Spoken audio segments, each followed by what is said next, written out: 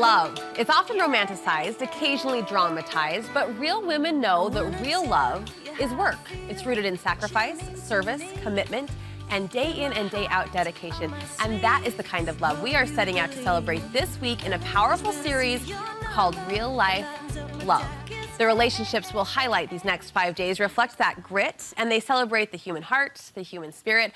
First up, a couple who can speak to enduring love, the kind of connection we all strive for. Joseph and Lorraine Cutler of Bountiful, Utah have been married for 65 years, yet they continue to court one another every single day.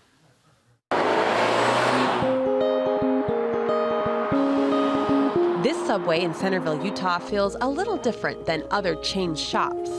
It sort of feels like a place where everyone knows your name. And hi guys, how's everybody today?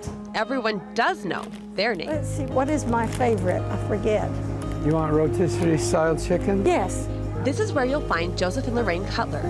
Lettuce and onions. Every morning around 11:30. I want some pickles. You like pickles? Yeah. And a little bit of green pepper and a tomato. Monday through Saturday. James, put a little bit of mayo on. It's a regular lunch date, you see, where they share a sandwich and a game of Yahtzee.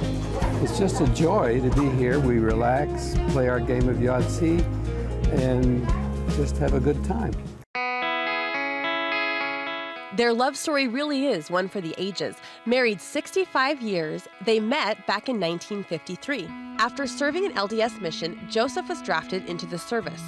One night, his bunkmate's girl brought along a friend to accompany her on the visit. But that first double date didn't go so well. Very miserable. Neither of us liked it. Not a good movie, double feature, and we both were uncomfortable. And the next day, I met them at church, and she wasn't with them, and I asked where she was, and they said she'd gone up to Oakland, and I just decided then I didn't want that to ever happen again. I went to see another man. Another man. Can you imagine? So how did you know you were in love? Well, I knew from that Sunday morning. I just felt I never wanted to be without her again. She had to work herself into it a little bit, but I finally got her to say yes. Wasn't really that hard. Their wedding was a simple affair, a ceremony at the Salt Lake Temple, a small party hosted by Joe's parents. And despite medical concerns they might not be able to have children, they say it was a combination of faith and prayer that brought them their family. And I figure he brought me from the depths to where we are today. Wasn't far to lift. And, you know, we've had a marvelous life. A marvelous life that, like most, has come with both ups and downs.